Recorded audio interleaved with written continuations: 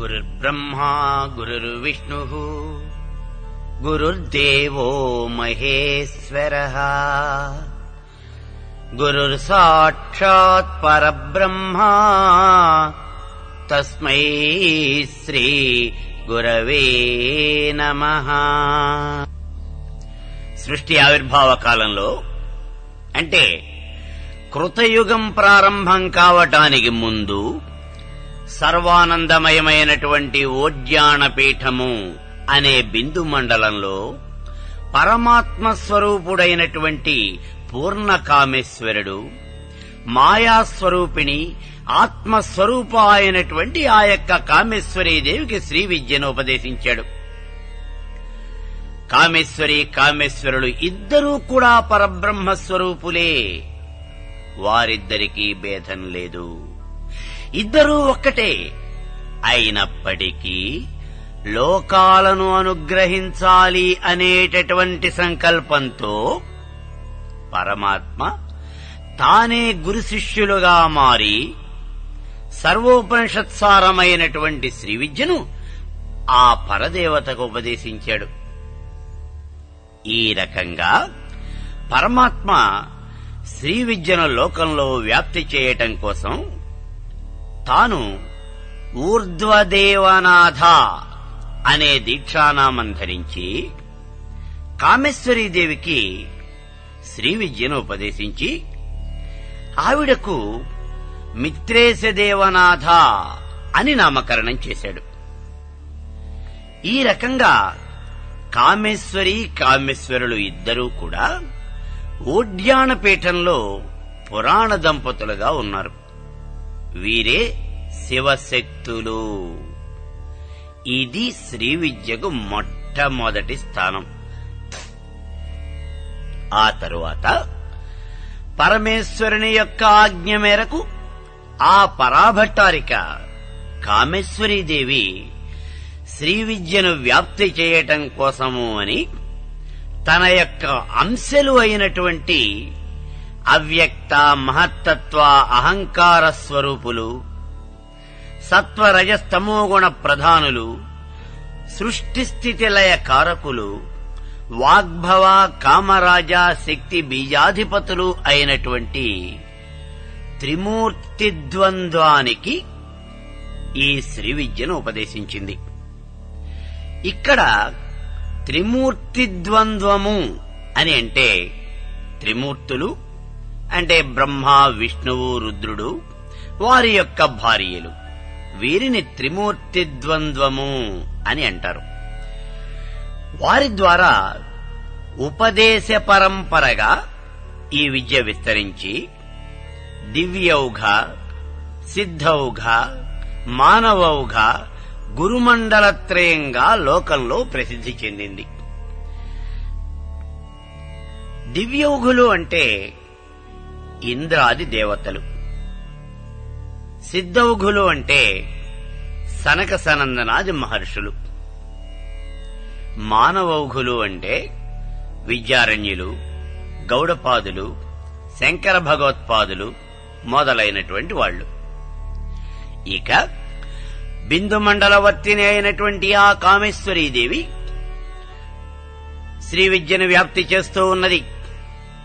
మొట్టమొదటగా త్రికోణంలోని ఉత్తర కోణమునందు గ్యాలంధర పీఠంలో ఉన్నటువంటి శక్తి బీజాధిపతులైనటువంటి ఉమామహేశ్వరులకు ఈ విద్యను ఉపదేశించి వారికి ఊర్ధ్వదేవనాథ కామేశ్వర్యంబ అని నామకరణం చేసింది. ఆ తరువాత కొంతకాలానికి ఉమామహేశ్వరులు త్రికోణంలోని దక్షిణ కోణంలో ఉన్నటువంటి పూర్ణగిరి పీఠమునందు ఉన్న కామరాజ బీజాధిపతులైనటువంటి లక్ష్మీనారాయణులకు ఈ విద్యను ఉపదేశించి వారికి షష్ఠీశనాథ వజ్రేశ్వర్యంబ అని నామకరణం చేశారు. లక్ష్మీనారాయణులు శ్రీ విద్యను కొంతకాలం ఉపాసన చేసి సిద్ధి పొంది ఆ తరువాత త్రికోణంలోని అగ్రకోణమైనటువంటి కామగిరి పీఠంలో ఉన్నటువంటి వాగ్భవ బీజాధిపతులైన వాణి హిరణ్య గర్భులకు అంటే బ్రహ్మ సరస్వతులకు శ్రీ విద్యను ఉపదేశించి వారికి మిత్రేశనాథ భగమాలిన్యంబ అని నామకరణం చేశారు. వాణి హిరణ్య గర్భులు శ్రీ విద్యను ఉపాసన చేసి ఆ తరువాత ఇంద్రాది దేవతలకు ఉపదేశించారు. ఇది దివ్యౌఘము. ఇక ఇంద్రాది దేవతలు శ్రీ విద్యను కొంతకాలం ఉపాసన చేసి సిద్ధి పొందినటువంటి వారై ఆ తరువాత దానిని సనక సనందనాది మహర్షులకు ఉపదేశించారు. ఇది సిద్ధౌఘము. సనక సనందనాది మహర్షులు శ్రీ విద్యను గౌడపాదులు, విద్యారణ్యులు మొదలైనటువంటి మహానుభావులందరికీ కూడా ఈ విద్యను ఉపదేశం చేశారు. ఇదే మానవౌఘము. అందుచేత దీక్షాపరులైనటువంటి వాళ్ళు అందరూ కూడా గురుత్రయాన్ని చెప్పేటప్పుడు ఆది దంపతులైనటువంటి శివశక్తుల దగ్గర నుంచి తనకు మంత్రోపదేశం చేసినటువంటి గురువు గారి వరకు అందరికీ నమస్కారం చేయాలి. అందుకే ఆదినాథ సమారంభాం శంకరాచార్య మధ్యమాం అస్మదాచార్య పర్యంతాం వందే గురు పరంపరాం అని ముందుగా నా గురుదేవులకు నమస్కరించి ధర్మ సంస్థాపన కోసం ఏర్పాటైనటువంటి శృంగేరి, కంచి, పుష్పగిరి, కుర్తాళము మొదలైనటువంటి పీఠాధిపతులకు, అవధూతలకు, స్వామీజీలకు సాష్టాంగ ప్రణామాలు అర్పించి శ్రీ విద్యోపాసకులకు అందరికీ కూడా ప్రణమిల్లి శ్రీ విద్య మీద జనావళిలో ఉన్నటువంటి అపోహలను తొలగించి శ్రీ విద్య కేవలము కామ్య విద్యయే కాదు, ఇది బ్రహ్మ విద్య కూడా అనేటటువంటి విషయాన్ని శ్రీ విద్య మీద ఆసక్తి కలిగినటువంటి వాళ్ళందరికీ కూడా తెలియచేయాలి అనేటటువంటి ఉద్దేశ్యంతో హరితస గోత్రీకుడనైన క్రోవి పార్థసారథి అను నేను శ్రీ విద్య అనే పేరుతో 4 వాల్యూములుగా క్యాసెట్లను విడుదల చేస్తూ ఉన్నాను. పండితులు, శ్రీ విద్యోపాసకులు నన్ను ఆశీర్వదించి నా ఈ ప్రయత్నాన్ని మన్నింతురుగాక. ఇక శ్రీ విద్యలో ప్రధానమైనటువంటి పంచదశి మహామంత్రాన్ని గురించి చూద్దాం. దైవాధీనం జగత్సర్వం మంత్రాధీనం తు దైవతం తన్మంత్రం బ్రాహ్మణాధీనం బ్రాహ్మణో మమ దేవత. చరాచర జగత్తు అంతా కూడా పరమేశ్వరుని యొక్క అధీనంలో ఉంటుంది. ఆ దైవము మంత్రానికి అధీనమై ఉంటుంది. మరి ఆ మంత్రము బ్రాహ్మణుని యొక్క అధీనమై ఉంటుంది. అందుకే భూలోకంలో బ్రాహ్మణుడే దైవము, భూసురుడు అని పిలువబడతాడు. దేవత మంత్రానికి అధీనమై ఉంటుంది కాబట్టే మంత్రానికి అంత ప్రాముఖ్యత వచ్చింది. అసలు మంత్రము అంటే ఏమిటి? మననాత్ త్రాయత ఇతి మంత్ర. మననము చేయుట వలన మననము చేయువానిని రక్షించునదే మంత్రము. అంటే ఒకే అక్షరం గాని, ఒకే పదం గాని, ఒకే వాక్యాన్ని గాని పదే పదే అనేక సార్లు మననం చేయటం వల్ల ఆ పదం నుంచి లేదా వాక్యం నుంచి కొంత శక్తి పుడుతుంది. ఆ శక్తి మంత్ర జపం చేసినటువంటి వాణ్ణి రక్షిస్తుంది. ఇష్ట ప్రాప్తిని, అనిష్ట పరిహారాన్ని పొందాలి అంటే మంత్ర జపం చెయ్యాలి. ఇష్ట ప్రాప్తి అంటే కోరుకున్నటువంటి వాటిని పొందటం, అనిష్ట పరిహారము అంటే అవసరం లేదు అని అనుకున్నటువంటి వాటిని వదిలించుకోవటం. ఈ రెండూ కూడా దైవ సహాయం వలనే జరుగుతాయి. దైవం యొక్క కృపకు పాత్రుడు కావాలి అంటే మంత్ర జపం అనేది ఒక్కటే మార్గం. అరణి మథిస్తే అగ్ని ఎలా పుడుతుందో అలాగే మంత్రజపం చేస్తే కొంత శక్తి పుడుతుంది. ఆ శక్తి సాధకుడికి సర్వార్థములు కలగజేస్తుంది, అన్ని కోరికలను కూడా తీరుస్తుంది. బీజాక్షరాల చేత సంపుటీకరణం చేయబడినటువంటి మంత్రాల వల్ల కోరికలు అనేవన్నీ కూడా త్వరగా సిద్ధిస్తాయి. ప్రతి మంత్రానికి కొన్ని బీజాక్షరాలు ఉంటాయి. ఈ బీజాక్షరాలు సిద్ధపురుషులైనటువంటి ఋషుల చేత సంపుటీకరణం చేయబడ్డాయి. ప్రతి దేవతకు కూడా ఒక బీజాక్షరం ఉంటుంది. ఉదాహరణకి పరమేశ్వరుని యొక్క బీజము ఓంకారము. ఈం లక్ష్మీ బీజం, ఐం వాగ్బీజం, క్లీం మన్మథ బీజం, హ్రీం శక్తి బీజం. ఈ రకంగా దేవతలకే కాకుండా పంచభూతాలకు కూడా విడివిడిగా బీజాక్షరాలున్నాయి. అవి లం పృథివీ బీజం, హం ఆకాశ బీజం, యం వాయు బీజం, రం అగ్ని బీజం, వం అమృత బీజం.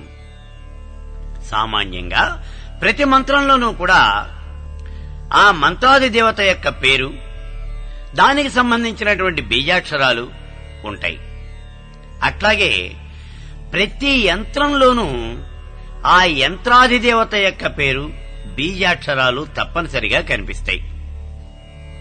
అయితే మంత్రాలు అన్నింటిలోకి పంచదశి మహామంత్రానికి ఒక ప్రత్యేకమైనటువంటి స్థానం ఉన్నది.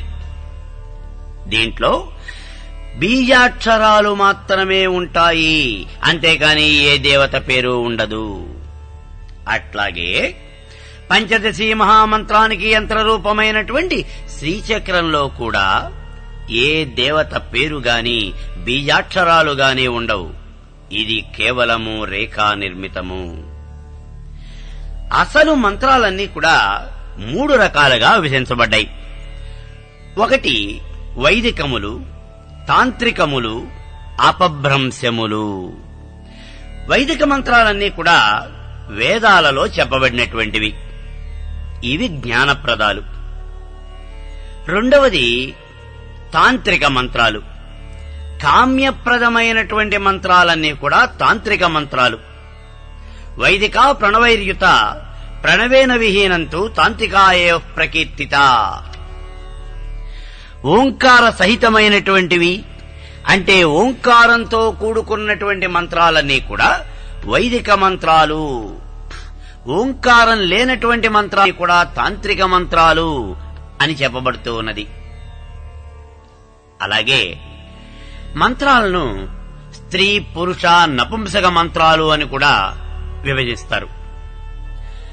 స్వాహ అనేటువంటి పదం చివర కలిగినటువంటి మంత్రాలన్నీ కూడా స్త్రీ మంత్రాలు అని, హుంపటు అనేటువంటి పదం చివర కలిగిన మంత్రాలు పురుష మంత్రాలు అని, నమః అనే పదం చివర కలిగినటువంటివి నపుంసక మంత్రాలు అని చెప్పబడ్డాయి.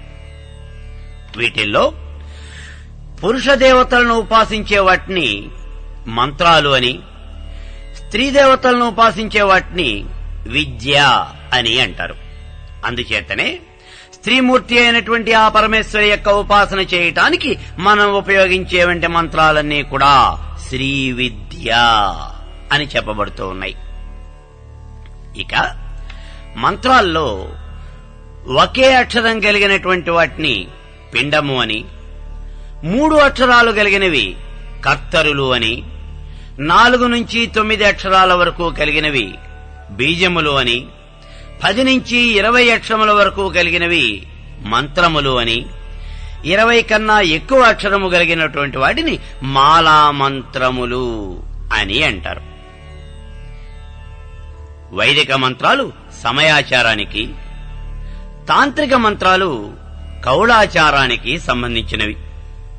అయితే సాధకులు ఎప్పుడూ వైదిక మంత్రాలను జపించడం మాత్రమే శ్రేయస్కరము.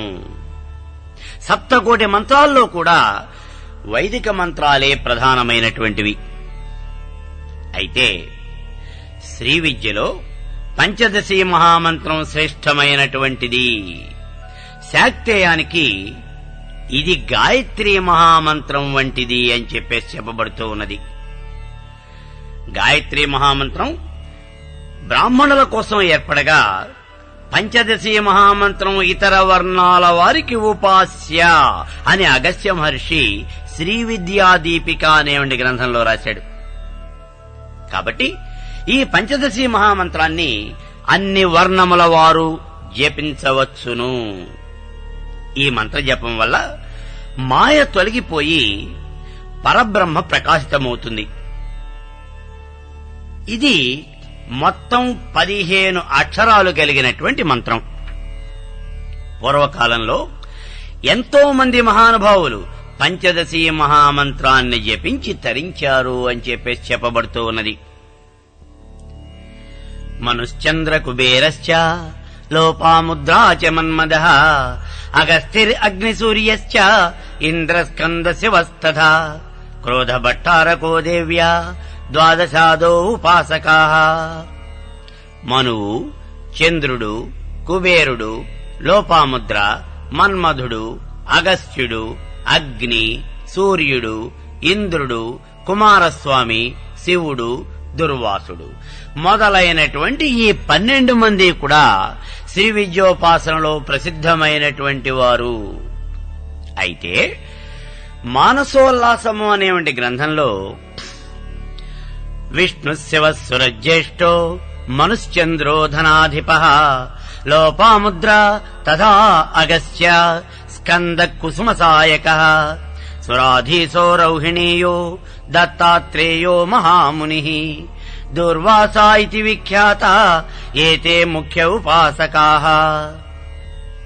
విష్ణువు, శివుడు, బ్రహ్మ, మనువు, చంద్రుడు, కుబేరుడు, లోపాముద్ర, అగస్త్యుడు, కుమారస్వామి, మన్మధుడు, ఇంద్రుడు, బలరాముడు, దత్తాత్రేయుడు, దుర్వాసుడు మొదలైన వీరందరూ కూడా శ్రీ విద్యోపాసనలో నిష్ణాతులు అని చెప్పేసి చెప్పబడుతూ ఉన్నది. అయితే ఇంతకన్నా ఎక్కువ మంది శ్రీ విద్యను ఉపాసన చేసి తరించారు అని చెప్పేసి జ్ఞానార్ణవ తంత్రంలో చెబుతూ ఉన్నది. ఈ రకంగా పంచదశి మహామంత్రాన్ని జపించి తరించినటువంటి వాళ్లు అనేకులున్నారు. అయితే ఈ మంత్రాన్ని దర్శించి భూలోకానికి తీసుకొని వచ్చినటువంటి వాడు మాత్రం మన్మధుడు. అతడే ఈ మంత్రానికి ద్రష్ట కాగా దక్షిణామూర్తియే ఈ మంత్రానికి మూల పురుషుడు అని కొంతమంది చెబుతూ ఉంటారు. ఇక ఈ మంత్రాన్ని గనక చూసినట్లయితే పంచదశి మహామంత్రము అనేది కేవలము 15 అక్షరములు మాత్రమే కలిగినటువంటి మంత్రం. ఈ మహామంత్రం 3 భాగాలుగా ఉంటుంది. వీటినే 3 ఖండములు అని అంటారు. అవి అగ్నిఖండము, సూర్యఖండము, సోమఖండము. ఈ 3 ఖండాలకు చివర 3 హ్రీంకారాలు మాత్రం ఉంటాయి. అంటే హ్రీంకారము అనేది 2 ఖండాలను కలుపుతూ ఉంటుంది. ఈ మంత్రంలో మొట్టమొదటిదైనటువంటి అగ్నిఖండంలో 4 బీజాక్షరాలు, సూర్యఖండంలో 5 బీజాక్షరాలు, సోమఖండంలో 3 బీజాక్షరాలు వెరసి 12 బీజాక్షరాలు 3 హీంకారాలతో కలిసి మొత్తం 15 బీజాక్షరాలు అవుతూ ఉన్నాయి. సంస్కృతంలో ఆ నుంచి క్ష వరకు కలిగినటువంటివి అక్షరములు 50. అక్షరము అంటే క్షరము కానిది, నాశనము లేనిది అని అర్థం. అలాగే అకారము మొదలు క్షకారం వరకు కలిగినటువంటి వర్ణ సమామ్నాయం ఇవి అక్షరాలు. ఈ అక్షరాలన్నీ కూడా 3 భాగాలుగా చేసి, అంటే ఆ నుంచి అహా వరకు ఇక్కడ ఉన్నటువంటి 16 అక్షరములు మొదటి భాగము, కానించి తా వరకు ఉన్నటువంటి 16 అక్షరములు రెండవ భాగము, తా నుంచి సా వరకు ఉన్నటువంటి 16 అక్షరములు మూడవ భాగము. ఈ రకంగా అక్షరాలను 3 భాగాలుగా చేసినప్పుడు హకార క్షకారములను మాత్రము వదిలివేయటం జరిగింది. ఎందుకంటే హకారము అనేది సర్వత్రా వ్యాపించి ఉన్నది. ఇక క్షకారము అనేది కాషాల యొక్క మిశ్రమము. అందుచేతనే ఈ 2 అక్షరాలను కూడా వదిలివేయటం జరిగింది. ఇప్పుడు అక్షరాలను మొత్తం 3 భాగాలుగా చేశారు. ఆ చేసినటువంటి 3 భాగాల్లోనూ సత్వరజస్తమో గుణాల యొక్క జాగ్రత్త స్వప్న సుషుప్తులు అనబడే వంటి అవస్థలున్నాయే, అవస్థాత్రయము వాటి యొక్క త్రిమూర్తుల యొక్క అంటే బ్రహ్మ విష్ణు రుద్రుల యొక్క సోమ సూర్యాగ్నుల యొక్క తత్వములు అన్నీ కూడా చేర్చబడ్డాయి. వీటిలో నిత్యాదేవతలను కూడా చేర్చడం జరిగింది. నిత్యాదేవతలు అంటే వీరే షోడశ నిత్యలు అని చెప్పబడుతూ ఉన్నారు. వశిష్ఠ సంహితలో ఈ షోడశ నిత్యలను గురించి వివరంగా చెప్పడం జరిగింది. శృణుదేవి ప్రవక్ష్యామి నిత్యా షోడశకంతవా నకస్య చిన్మయాఖ్యాతం సర్వతంత్రేషు గోపితం తత్రాదౌ ప్రథమా నిత్యా మహాత్రిపుర సుందరి తతః కామేశ్వరీ నిత్యా నిత్యా చ భగమాలిని నిత్యక్లిన్నా తథా చైవ భేరుంఢా వహ్నివాసిని మహావిద్యేశ్వరీ రౌద్రీ త్వరితా కులసుందరి నిత్యా నీలపతాకా చ విజయా సర్వమంగళా జ్వాలామాలిని చిద్రూపా ఏతా నిత్యాస్తు షోడశః. వీరు షోడశ నిత్యలు అంటే మహాత్రిపుర సుందరి, కామేశ్వరి, భగమాలిని, నిత్యక్లిన్న, భేరుండ, వహ్నివాసిని, మహావజ్రేశ్వరి, శివదూతి, త్వరిత, కులసుందరి, నిత్య, నీలపతాక, విజయ, సర్వమంగళ, జ్వాలామాలిని, చిత్ర అనబడేటువంటి వాళ్ళు. ఈ నిత్యాదేవతలలో ఒక్కొక్క ఖండమునందు 5 చొప్పున 3 ఖండాల్లోనూ కూడా 3 15 మంది నిత్యాదేవతలను ఉంచి మరి 16వ దేవత ఏమైంది? ఆవిడే ఆ 16వ దేవత సాక్షాత్తు త్రిపుర సుందరి. ఆవిడే మహాత్రిపుర సుందరి. అదే పరమేశ్వరి స్వరూపము. అలాగే పాడ్యమి నుంచి పౌర్ణమి వరకు కలిగినటువంటి తిథులు 15. ఈ 15 తిథులను కూడా ఒక్కొక్క ఖండమునందు 5 చొప్పున 3 ఖండములందు 3 15 తిథులను ఉంచారు. ఇక చంద్ర కళలు, చంద్రుని యొక్క కళలు 16. అవి దర్శాద్యా పూర్ణమాంతస్తు కళా పంచదశైవతు షోడశీతు కళాజ్ఞేయ సచ్చిదానంద రూపిణి. దర్శ అంటే పాడ్యమి. పాడ్యమి నుంచి పౌర్ణమి వరకు కలిగినటువంటి కళలు 15 కాగా చంద్రుని యొక్క 16వ కళ సాక్షాత్తు ఆ సచ్చిదానంద స్వరూపిణి అయి ఉన్నది. ఈ విధంగా ఈ 16 కళలను కూడా 3 ఖండముల యందు ఒక్కొక్క ఖండానికి 5 చొప్పున ఉంచడం జరిగింది. ఈ విధంగా తిథులే నిత్యాస్వరూపాలు, నిత్యలే చంద్ర కళలు. ఇవన్నీ పంచదశి మహామంత్రంలోని 3 ఖండముల యందు నిక్షిప్తమైనవి. ఇక యోగినులను గనక చూసినట్లయితే యోగినులు 9 మంది. వారే ప్రకట యోగిని, గుప్త యోగిని, గుప్తతర యోగిని, సంప్రదాయ యోగిని, కులోత్తీర్ణ యోగిని, నిగర్భ యోగిని, రహస్య యోగిని, అతి రహస్య యోగిని, పరాపర రహస్య యోగిని.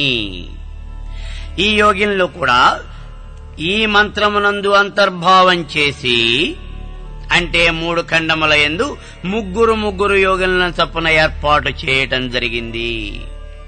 ఆ తరువాత ప్రతి ఖండానికి చివర హ్రీంకారాన్ని ఏర్పాటు చేయటం జరిగింది. హ్రీంకారము అంటే ప్రాణశక్తి. అది గనక లేకపోయినట్లయితే ఈ మంత్రము నిర్వీర్యమైపోతుంది.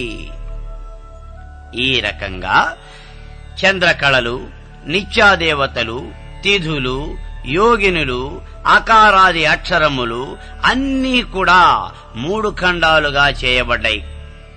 అవే అగ్నిఖండము, సూర్యఖండము, చంద్రఖండము.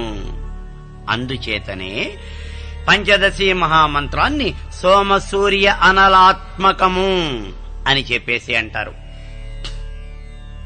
ఈ మంత్రంలో మొట్టమొదటి ఖండంలో శివ, శక్తి, మాయ, శుద్ధ విద్య, జలము అనబడేటటువంటి 5 తత్వాలకు సంబంధించినటువంటి 5 కళలను కూడా ఈ మొట్టమొదటిదైనటువంటి ఆగ్నేయ ఖండము అని అంటారు. అలాగే తేజస్సు, వాయువు, మనస్సు, పృథివీ, ఆకాశము అనేటటువంటి 5 తత్వాలకు సంబంధించినటువంటి 5 కళలను, అంటే 6 నుంచి 10 వరకు కలిగినటువంటి కళలను ద్వితీయ ఖండము అంటారు. ఇదే సౌరఖండము. ఇక మూడవది విద్య, మహేశ్వరి, పర, ఆత్మ, సదాశివ తత్వాలకు సంబంధించినటువంటి చివరి 5 కళలను తృతీయ ఖండము, అదే చంద్రఖండము, సోమఖండము అని అంటారు. అన్ని కళలకు, అన్ని ఖండాలకు అధిదేవత కామేశ్వరుడు, అధిష్టాత్రి కామేశ్వరి. ఈ విధంగా సోమసూర్యానలాత్మకమైనటువంటి ఈ మంత్రం పంచదశి మహామంత్రము అని చెప్పేసి చెప్పబడుతూ ఉన్నది. సౌందర్యలహరిలో ఆదిశంకరాచార్యుల వారు ఈ మంత్రాన్ని వివరిస్తూ శివశక్తి కామక్షితి అధ రవిశేతకర్ణ స్మరోహం సశ్చక్ర తదనుజ పరామారహరయ అమే హృల్లేకాభిస్తిస్రుభిరవసానేషు ఘటిత భజంతే వర్ణాస్తే తవ జనని నామావయవతాం. దీన్ని బట్టి మొట్టమొదటిదైనటువంటి అగ్నిఖండంలో శివుడు అంటే కకారము, శక్తి ఏకారము, కాముడు ఈకారము, క్షితి లకారము, ఇవి బీజాక్షరాలు. ఇక రెండవదైనటువంటి సౌరఖండంలో రవి హకారము, శీతకిరణ సకారము, స్మర కకారము, హంస హకారము, చక్ర లకారము. మూడవ ఖండంలో పర సకారము, మారుడు కకారము, హరయ లకారము. ఈ 3 ఖండాలకు చివర 3 హిరీంకారాలు ఉంటాయి.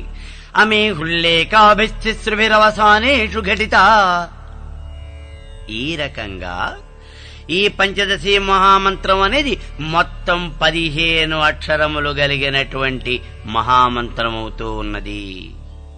మొట్టమొదటి ఖండంలో 4 బీజాక్షరాలు, రెండవ ఖండంలో 5 బీజాక్షరాలు, మూడవ ఖండంలో 3 బీజాక్షరాలు, వెరసి 12, 3 హిరీంకారాలు, 15 బీజాక్షరములు కలిగినటువంటి మహామంత్రమే ఈ పంచదశి మహామంత్రం. గౌడపాదుల వారు తమ యొక్క శుభోదయ స్తుతి అనేవంటి మహాగ్రంథంలో ఈ పంచదశి మహామంత్రాన్ని గురించి వివరిస్తూ స్మరో మారో మార స్మరైతి పరో మార మదనః స్మరానంగశ్చేతి స్మర మదన మారా స్మరయితి త్రికండఖండాంతే కలిత భువనేస్యక్షరయుత చతుఃపంచార్ణాస్తే త్రయైతి పంచాక్షరమనుః అని చెప్పేసి అన్నారు. శుభోదయ స్తుతి అనేది కేవలము 52 శ్లోకాలు మాత్రమే కలిగినటువంటి చిన్న పుస్తకం. కానీ విషయ పరిజ్ఞానంలో దీనికి ఇదే సాటి. శ్రీ విద్యోపాసకులకు ఉత్తమోత్తమైనటువంటి గ్రంథం ఇది. దీన్ని చదివిన తర్వాతనే శంకర భగవత్పాదుల వారు సౌందర్య లహరి అనేవంటి గ్రంథాన్ని రాశారు అని ప్రతీతి. పంచదశి మహామంత్రంలో కొన్ని శివబీజాలు, కొన్ని శక్తి బీజాలు కాగా మిగిలినటువంటివి శివాశక్తి బీజములు, వాటినే ఉభయాత్మకములు అని చెప్పేసి అంటారు. ఏతద్విజ్ఞాన మాత్రేణ శ్రీ విద్యా సిద్ధిదా భవేత్తు. ఈ విషయం తెలియకుండా ఎంతకాలం మంత్ర జపం చేసినప్పటికీ కూడా శ్రీ విద్య సిద్ధించదు. ఏ విషయం తెలుసుకోవాలిట? కత్రయం హద్వయం చైవ శైవభాగో ప్రకీర్తితః. మంత్రంలో 3 కకారాలు 2 హకారాలు ఈ 5 కూడా శైవ భాగములు. ఇవి శివుని యొక్క బీజములు అని చెప్పేసి చెబుతూ ఉన్నారు. శక్త్యక్షరాణి శేషాణి హ్రీంకారముభయాత్మకః. 3 హ్రీంకారములు శివశక్త్యాత్మకములు. వీటినే ఉభయాత్మకములు అని చెప్పేసి అంటూ ఉన్నారు. మిగిలినటువంటి 7 బీజాక్షరాలు అంటే ఏ, ఈ, లా, సా, లా, సా, లా అనేటటువంటి ఈ అక్షరాలు ఇవి శక్తి బీజములు, శక్తి అక్షరములు అని చెప్పేసి చెప్పబడుతూ ఉన్నది. ఏవంచ విభాగమజ్ఞాత్వా ఏ విద్యా జపశాలినః. ఈ విషయం తెలుసుకుని మాత్రమే శ్రీ విద్యోపాసన చేయాలి. లేకపోయినట్లయితే ఎన్ని జన్మలు శ్రీ విద్యను ఉపాసించినప్పటికీ కూడా శ్రీ విద్య సిద్ధించదు. ఇక శ్రీ విద్యలో హాది, కాది అని 2 రకాలైనటువంటి విద్యలు ఉన్నాయి. అకారం నుంచి క్షకారం వరకు కలిగినటువంటి వర్ణ సమామ్నాయానికి అంతటికీ కూడా మాతృకలు అని చెప్పేసి అంటారు. ఈ మాతృకలు 2 భాగాలుగా ఉన్నాయి. ఒకటి అచ్చులు, రెండవది హల్లులు. అయితే హల్లులు గనక కకారంతో మొదలైనట్లయితే వాటిని కాది మాతృకలు అని, హకారంతో మొదలైతే హాది మాతృకలు అని అంటారు. పూర్వకాలంలో శబరవర్మ అనేటటువంటి పండితుడు కుమారస్వామి యొక్క అనుగ్రహం వల్ల చెప్పినటువంటి అక్షరాలే ఆ, కా, చేట, తాప, యాస అని 8 వర్గులైనవి. ఇక్కడ హల్లులన్నీ కూడా కకారంతో ప్రారంభమవుతాయి. అందుకే ఇవి కాది మాతృకలు. అయితే నృత్తావసానే నటరాజరాజో సనాదడక్కానవ పంచవారం ఉద్ధర్తు కామస్సనకాది సిద్ధ ఏతద్విమర్శే శివసూత్రజాలం. శివుడు తన నాట్యం పూర్తి చేస్తూ సనకాది సిద్ధులను ఉద్ధరించగోరినటువంటి వాడై తన యొక్క డక్కను 14 సార్లు వాయించాడు. ఆ శబ్దము 14 సూత్రములుగా వినిపించి పాణిని మహానుభావుడు వ్యాకరణం రాశాడు.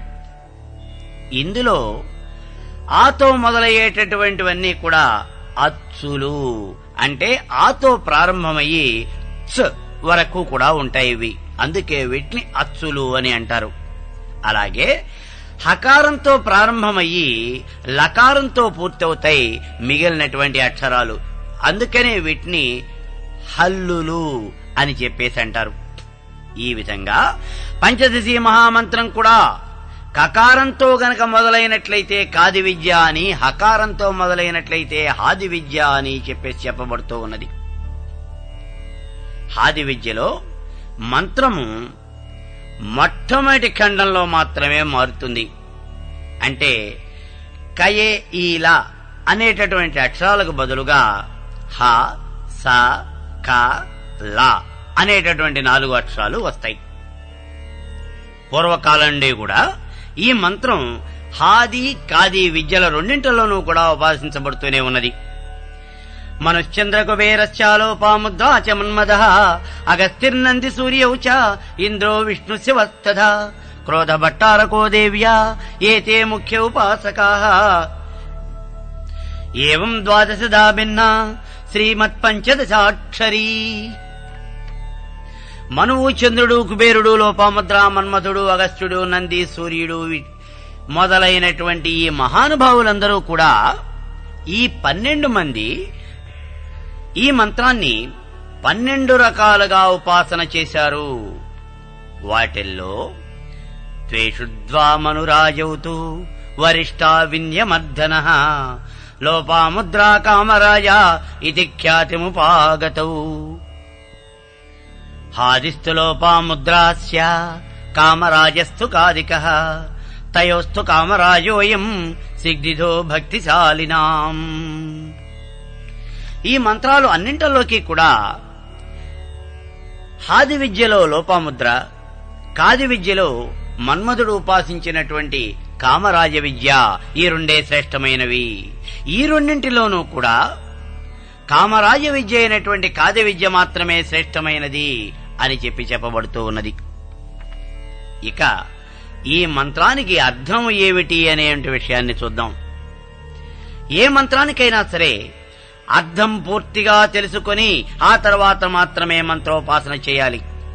లేకపోతే మనం చేసినటువంటి ఉపాసనకు ఏ రకమైనటువంటి ఫలితము కూడా ఉండదు. మంత్రార్థం గనక తెలియకుండా జపం చేసినట్లయితే అది అంతా కూడా నిష్ప్రయోజనమవుతుంది. అర్ధజ్ఞాన విహీనంచ శబ్దస్యోచ్చారణం ఫలతి, భస్మినే వహ్ని విహీనేన ప్రక్షిప్తం హవిజ్వలతి. అగ్నిహోత్రం లేని బూడిదలో గనక హోమద్రవ్యాలు పోసినట్లయితే ఏ రకమైన ఫలితం వస్తుందో, అర్థం తెలియకుండా మంత్రాన్ని జపం చేసినట్లయితే అదే ఫలితము వస్తుంది. అంతేకాదు, మంత్రార్థం తెలియకుండా మంత్రాన్ని గనక మనం జపం చేసినట్లయితే గంధపు చెక్కలను మోసుకెళ్లే వంటి గాడిదకు వాటి యొక్క సువాసన వల్ల ఫలితము ఎంతవరకు వస్తుందో ఆ రకమైనటువంటి ఫలితమే వస్తుంది. అంతకన్నా ఏమీ ఎక్కువ రాదు అని చెప్పబడుతూ ఉన్నది. కాబట్టి మంత్రము యొక్క అర్థము అనేది తెలుసుకోకుండా మంత్రాన్ని ఉపాసన చెయ్యరాదు. ఇక పంచదశి మహామంత్రానికి అనేక రకాలైనటువంటి అర్థాలు చెప్పబడ్డాయి. వీటిల్లో భావార్థము, సంప్రదాయార్థము అనేటటువంటివి రెండూ కూడా చాలా ముఖ్యమైనటువంటివి. సంప్రదాయ ప్రకరణంలో పంచదశి మహామంత్రము అనేది పంచభూతాల నుంచే ఆవిర్భవించింది అని చెప్పబడుతూ ఉన్నది. ఇక ఈ పంచభూతాలు అంటే వ్యోమాది జనక హకరసలార్నై ఘటనేన పంచభూతమయీ. ఆకాశాది పంచభూతాలకు కూడా హకరసల అనేవి బీజాక్షరాలు. ఈ పంచభూతాలు అంటే పృథివ్యాపస్తేజో వాయురాకాశాత్, ఇవే పంచభూతాలు. వీటిల్లో ఒక్కొక్క దానికి ఒక్కొక్క రకమైనటువంటి బీజాక్షరం ఉన్నది. అవి ఏమిటి అంటే హకారద్వ్యోమ సంభూతం కకారస్తు ప్రభంజనః, రేఫాదగ్ని సకారశ్చ జలతత్వ సముద్భవ, లకారత్ పృథివీ బీజాత్ తస్మాద్విశ్వమయీ చ. హకారము ఆకాశతత్వాత్మకము, కకారము వాయుతత్వాత్మకము, రకారము అగ్నితత్వాత్మకము, సకారము జలతత్వాత్మకము, అలాగే లకారము అనేది పృథివీ తత్వాత్మకము. సృష్టి ప్రారంభంలో ముందుగా అవ్యక్తమైనటువంటి బిందువు ఉన్నది. అప్పుడు అవ్యక్తము నుంచి మహత్తత్వము, మహత్తత్వము నుంచి అహంకారము ఉద్భవించాయి. ఈ పంచభూతాల్లోనూ కూడా ముందుగా ఆకాశమే ఉద్భవించింది, ఆ తరువాత వాయువు ఉద్భవించింది. అందుకే ఆకాశాద్వాయు వాయోరగ్ని అగ్నిరాప ఆప పృథివీ అని చెప్పబడుతూ ఉన్నది. ఈ రకంగా పంచభూతాలు ఉద్భవించి ఇవి పంచీకరణ చెందాయి. అంటే ఆకాశం ఉద్భవించింది, ఆకాశంలో ఆకాశం యొక్క తత్వము అనేది ఒక్కటే ఉన్నది. ఆ తర్వాత ఆకాశము నుంచి వాయువు వచ్చింది, కాబట్టి వాయువులో ఆకాశతత్వము వాయుతత్వము రెండూ ఉన్నాయి. ఆ తర్వాత అగ్ని ఉద్భవించింది, అగ్నిలో ఆకాశతత్వము వాయుతత్వము అగ్నితత్వము అనే మొత్తం 3 తత్వాలు ఉన్నాయి. ఆ తర్వాత అగ్ని నుంచి జలం ఉద్భవించింది, జలంలో ఆకాశము వాయువు అగ్ని జలము మొత్తం 4 తత్వాలు ఉన్నాయి. జలం నుంచి భూమి ఉద్భవించింది, ఇప్పుడు భూమిలోకి ఆకాశము వాయువు అగ్ని జలము భూమి మొత్తం 5 తత్వాలు ఉన్నాయి. ఈ రకంగా ఆకాశతత్వము అనేది అన్ని భూతముల యందు ఉన్నది, కాబట్టి ఇది మొత్తం 5 భాగాలవుతూ ఉన్నది. అలాగే వాయువు 4 భాగాలు, అగ్ని 3, జలము 2, భూమి 1 భాగమవుతూ ఉన్నది. వెరసి 15 భాగములైనవి. పంచభూతముల యొక్క ఈ 15 భాగాలే పంచదశి మహామంత్రంలో ఉన్నటువంటి 15 బీజాక్షరాలు. ఈ రకంగా గనక మనం లెక్క పెట్టినట్లయితే పంచదశి మహామంత్రంలో హకారములు 5, కకారములు 4, రకారములు 3, సకారములు 2, లకారము 1, వెరసి 15 అక్షరములు. అయితే మంత్రంలో కకారాలు అనేవి 4 ఉండవు, 3 మాత్రమే ఉంటాయి. అందుచేత ఈ 3 కకారాలు కూడా సాధకులకు ప్రతీక అని చెప్పబడుతూ ఉన్నది. కకారత్రయవాచ్యస్తు సకల ప్రళయాకళ విజ్ఞాన కేవలశ్చేతి త్రిప్రకారా ఉపాసకాః. సాధకులు సకలులు, ప్రళయాకలలు, విజ్ఞాన కేవలలు అని 3 రకాలుగా విభజించబడుతూ ఉంటారు. సకలులు అంటే కేవలము ఐహికమైనటువంటి వాంఛలతో కొట్టుమిట్టాడుతూ ఉండేటువంటి వాళ్ళు. వీళ్ళందరూ కూడా సకలులు అని చెప్పబడతారు. వీరు ధ్యాన శ్లోకంలో చెప్పిన ప్రకారమే భగవదారాధన చేస్తూ ఉంటారు. ఇక రెండవ వాళ్ళు విజ్ఞాన కేవలులు. వీళ్ళు మోక్షవాదులు, నిర్గుణోపాసన మాత్రమే చేస్తారు. వీళ్లే నిష్కలులు. మూడవ రకం వాళ్ళు ప్రళయాకలులు. వీళ్ళు మిశ్రమ దృష్టి కలిగి ఉంటారు. సాకారము, నిరాకారము ఈ రెండింటి గురించి కూడా మాట్లాడుతూ ఉంటారు. ఏది నిర్ద్వందంగా తేల్చుకోలేనటువంటి వాళ్ళు. ఈ విధంగా కకారము అనేది ఈ 3 రకాలైనటువంటి సాధకుల్ని గురించి కూడా తెలియచేస్తూ ఉన్నది. ఇప్పుడు మరి కకారము అనేది వాయుబీజము, ఇది సాధకుల్ని గురించి తెలియచేస్తోంది అని అన్నాం. మరి ఇక్కడ పంచదశీ మహామంత్రంలో వాయుబీజము ఏది అని అన్నప్పుడు భాస్కరాచార్యులు వారు ఈకారాన్ని వాయుబీజంగా తీసుకోవాలి అని చెబుతూ ఉన్నారు. ఈకారము ప్రథమ కంలో 1 ఉన్నది. తరువాత 3 హ్రీంకారముల యందు కూడా ఈకారము ఉన్నది. కాబట్టి ఇప్పుడు ఈకారములు 4 అవుతాయి. ఈ రకంగా పంచదశీ మహామంత్రంలో 5 హకారాలు ఆకాశతత్వాత్మకాలు, ఇవే ఆకాశ భాగాలు. 4 ఈకారాలు వాయుతత్వాత్మకాలు, అంటే వాయువు యొక్క భాగాలు. 3 రకారాలు అగ్నితత్వాత్మకాలు, అంటే అగ్ని యొక్క భాగాలు. 2 సకారాలు జలతత్వాత్మకాలు, జలము యొక్క భాగాలు. లకారము 1, ఇది పృథివీ తత్వాత్మకము, అంటే భూమి యొక్క భాగం. ఈ రకంగా పంచదశీ మహామంత్రంలో ఉన్నటువంటి బీజాక్షరాలు 15, పంచభూతాల యొక్క తత్వాలు 15, పంచభూతముల యొక్క భాగాలు 15. కాబట్టి ఈ పంచదశీ మహామంత్రము అనేది పంచభూతముల నుంచే ఆవిర్భవించింది అని చెప్పబడుతూ ఉన్నది. అయితే మంత్రంలో లకారము అంటే భూతత్వాత్మకమైనటువంటి బీజం 1 ఉండాలి. కాని 3 ఖండముల యందు కూడా 3 లకారాలు ఉన్నాయి. ఈ 3 లకారాలు కూడా 3 లోకాలకు, అంటే భూలోక, భువర్లోక, సువర్లోకాలకు ప్రతీక. కాబట్టి 3 లకారాలను కలిపి 1 లకారంగా లెక్కబెట్టాలి. ఇప్పుడు మంత్రంలో ఈ బీజాక్షరాలు ఎక్కడ ఉన్నాయి అంటే, మొదటగా హకారం ద్వితీయ ఖండంలో 2, 3 హ్రీంకారముల యందు 3, వెరసి 5 హకారాలు. ఈకారం ప్రథమ ఖండంలో 1, 3 హ్రీంకారముల యందు 3, వెరసి 4. రకారం 3 హ్రీంకారముల యందు 3. సకారం ద్వితీయ ఖండంలో 1, తృతీయ ఖండంలో 1. లకారం 3 ఖండముల యందు 3 లకారాలు ఉన్నాయి. కాని ఈ 3ంటిని కలిపి 1గానే లెక్కబెట్టాలి.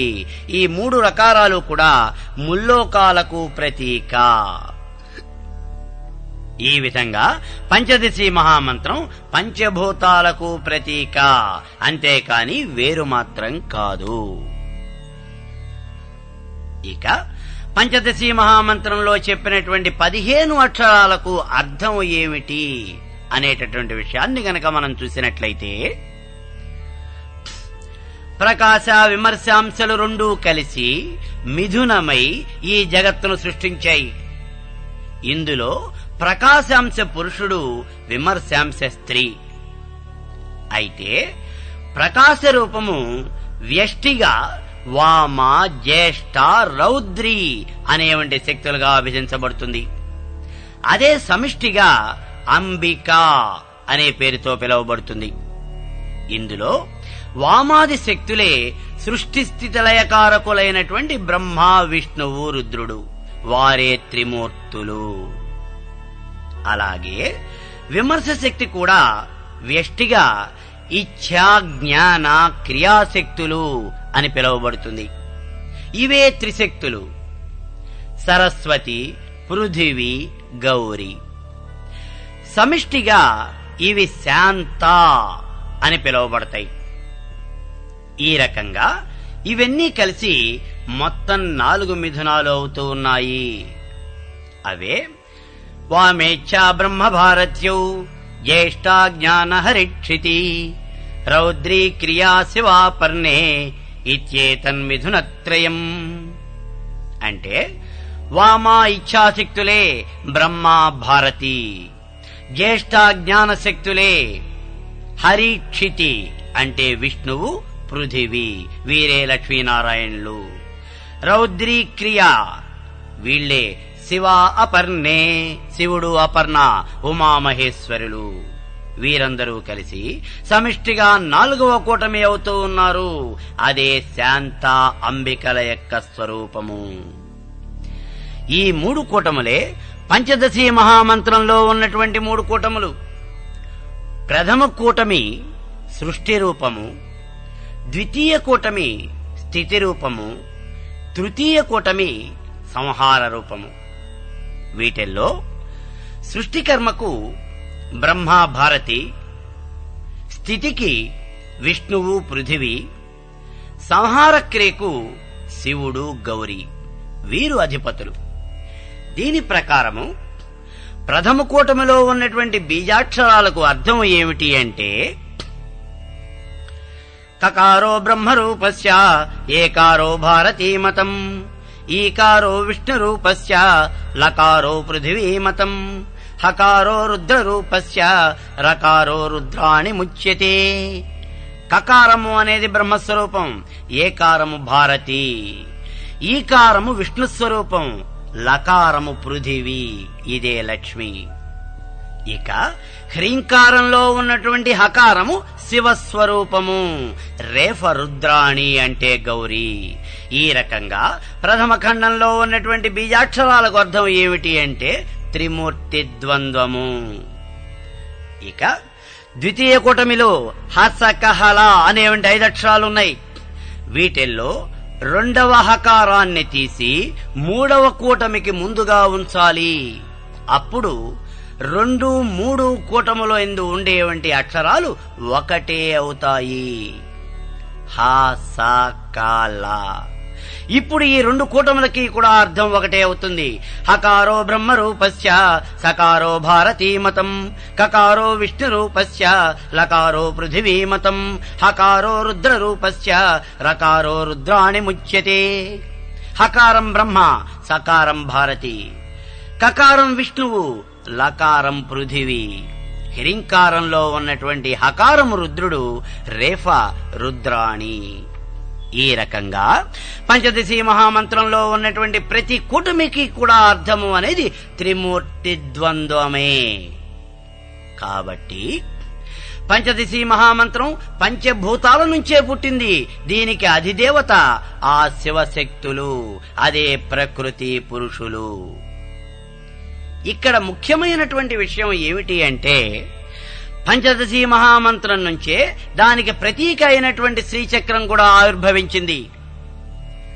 శ్రీచక్రంతు వరారోహే శ్రీ విద్యార్ణవ సంభవం అని జ్ఞానార్ణవ తంత్రంలో చెప్పబడుతూ ఉన్నది. భూమిశ్చంద్ర శివో మాయా శక్తి కృష్ణమాదనౌ అర్ధచంద్రశ్చ బిందుశ్చ నవార్ణో మేరు రుచ్యతే. పంచదశి మహామంత్రంలో ఉండేవంటి అక్షరాలు మొత్తం 9 అని చెప్పేసి చెబుతూ ఉన్నారు. ఒకసారి లెక్క పెట్టినటువంటి అక్షరాన్ని మళ్లీ లెక్క పెట్టకుండా గనక ఉన్నట్లయితే ఈ సంఖ్య 9 అవుతుంది. ఇప్పుడు భూమి లకారము, చంద్ర సకారము, శివ హకారము, మాయా ఈకారము, శక్తి ఏకారము, కృష్ణమాద్య రేఫ, మాదన కకారము, అర్ధచంద్రము నాదము, బిందువు బిందు. ఈ 9 అక్షరముల యొక్క సముదాయమే పంచదశి మహామంత్రము. ఈ అక్షరముల వల్లనే శ్రీచక్రం కూడా ఆవిర్భవించింది. అది ఏ రకంగా అంటే, లకారము అనేది పృథివీ బీజం, దీనివల్ల భూపురము ఉద్భవించింది. సకారం చంద్రబీజం, దీనివల్ల షోడశ దళం ఆవిర్భవించింది. హకారం శివబీజం, దీనివల్ల అష్టమూర్త్యాత్మకమైనటువంటి అష్టదళం ఆవిర్భవించింది. ఈకారము, ఇది మాయాబీజం, దీనివల్ల చతుర్దశ భువనాలకు ప్రతీక అయినటువంటి చతుర్దశారము ఆవిర్భవించింది. ఏకారము శక్తి బీజం, దీనివల్ల బహిర్దశారము, ఇది దశావతారాలకు ప్రతీక. రకారము అగ్ని బీజము, దీనివల్ల అగ్ని కళలకు ప్రతీక అయినటువంటి అంతర్దశారం ఏర్పడింది. కకారము మన్మథ బీజం, వసుకోణాత్మకము, అష్టవసువులకు ప్రతీకగా అష్టకోణం ఏర్పడింది. అర్ధచంద్రము త్రికోణాత్మకం, దీనివల్ల త్రిగుణములకు ప్రతీక అయినటువంటి త్రికోణము ఏర్పడింది. ఇది త్రిగుణములకే కాదు, త్రిపుటికి ప్రతీక. ఇక ఆఖరిది బిందువు, ఇది పరబ్రహ్మాత్మకము, దీనివల్లనే బిందువు ఏర్పడింది. ఈ రకంగా పంచదశి మహామంత్రంలోని బీజాక్షరాల వల్లనే మంత్రానికి ప్రతీక అయినటువంటి శ్రీచక్రము ఆవిర్భవించింది. ఈ మంత్రానికి అధిదేవత శివశక్తులైనప్పుడు ఆ మంత్రం నుంచే ఆవిర్భవించినటువంటి శ్రీచక్రానికి అధిదేవత శివశక్తులే అని విడిగా చెప్పవలసిన అవసరం లేదు. ఇక ఈ పంచదశి మహామంత్రాన్ని జపం చేయటం వల్ల వచ్చేటటువంటి ఫలితము ఏమిటి అనేటువంటి విషయం గనక చూసినట్లయితే, ఈ మంత్ర జపం చేయాలి అంటే ఇది సామాన్యమైనటువంటి విషయం కాదు. సాక్షాత్తు శివశక్తులను ధ్యానించాలి అంటే పూర్వజన్మ కృతము అనేది ఉండాలి. అంతేగాని సామాన్యమైనటువంటి మానవుడు మాత్రం ఈ జపం చేయలేడు. అందుకే యస్యనో పశ్చిమం జన్మ ఇది వా శంకర స్వయం తేనైవ లభ్యతే విద్య శ్రీమత్ పంచదశాక్షరీ. ఎవరికైతే మళ్లీ జన్మంటూ ఉండదో, ఎవడైతే సాక్షాత్తు దైవంశ సంభూతుడో వాడు మాత్రమే ఈ పంచదశి మహామంత్రాన్ని జపం చేయగలుగుతాడు. ఈ మంత్రాన్ని గనక జపం చేసినట్లయితే ఇది ఆయుష్కరం, పుష్టికరం, పుత్రదం, వశ్యకారకం, విద్యాప్రదం, కీర్తికరం, సుఖవిత్వప్రదాయకం, సర్వసంపత్ప్రదం, సర్వభోగదం, సర్వసౌభాగ్యదం, సర్వాభీష్టప్రదం చైవ దేవీ నామ శతత్రయం. లలితా త్రిశతి అంటే పంచదశి మహామంత్రమే. దీన్ని గనక జపం చేసినట్లయితే సాధకుడికి అన్ని కోరికలు కూడా తీరుస్తుంది, ఆయుష్నిస్తుంది, సర్వశాస్త్రాల్లోనూ కూడా పాండిత్యం ఇస్తుంది, పేరు ప్రఖ్యాతులు, కీర్తి ప్రతిష్టలు ఇవన్నీ కూడా సంపాదించి పెడుతుంది, కవిత్వం సిద్ధిస్తుంది, సంపద, భోగము, సుఖము ఒకటేమిటి మానవుడికి ఈ లోకంలో కావలసినవన్నీ కూడా వనగూరుస్తుంది. అందుకే ఏవం యస్మరతి ప్రబుద్ధ సిమతి శ్రీమత్స్వరూపం పరం వృద్ధోప్యాసు భవాచ్యనుపమ స్త్రీణామనంగాయతే సోష్టైశ్వర్య తిరస్కృతాఖిల శ్రీజృంభిణాత్మాలయ పృథ్వీపాల కిరీటకోటి వలభి పుష్పార్చితాంగ్రిభవేత్తు. ఎవడైతే ఆ పరమేశ్వరి యొక్క దివ్యమంగళ విగ్రహాన్ని ఆరాధిస్తాడో అతడు ముల్లోకాలను కూడా వశీభూతం చేయగలుగుతాడు. అంతులేనటువంటి ధనరాశులను సంపాదించి ముల్లోకాలలోనూ ఉన్నటువంటి దేవతలను సైతం ధిక్కరించగలుగుతాడు. లోకంలో ఉన్నటువంటి అధికారులు, రాజులు, చక్రవర్తులు అందరూ కూడా అతనికి పాదాభివందనం చేస్తారు. అయితే శ్రీ విద్య అనేది కేవలము కామ్య విద్య మాత్రమే కాదు, ఇది మోక్ష విద్య కూడా. అందుకే యత్రాపి భోగో నచ తత్ర మోక్షః, యత్రాపి మోక్షో నచ తత్ర భోగః. భోగం ఉండే చోట మోక్షం ఉండదు, మోక్షం ఉండేటటువంటి చోట భోగం ఉండదు. కానీ శ్రీ సుందరీ సేవన తత్పరాణాం భోగస్య మోక్షస్య కరస్తయేవ. ఆ పరమేశ్వరుని ఎవరైతే ఆరాధిస్తారో అతడికి ఇహము పరము రెండూ లభిస్తాయి అని చెప్పేసి చెప్పబడుతూ ఉన్నది. అందుకే ఆ పరమేశ్వరి ఆర్త్రత్రాణ పరాయణ, భక్తుల పాలిట కల్పవృక్షము, కోరిన వారికి కొంగు బంగారము, భక్తులు ఆ పరమేశ్వరుని సేవించి ఆమె యొక్క దివ్యమైనటువంటి కృపకు పాత్రులవుతారు అని ఆశిస్తూ ఆ పరదేవతానుగ్రహ ప్రసాద సిద్ధిరస్తు. లోకా సమస్తా సుఖినో భవంతు. ఓం తత్సతు.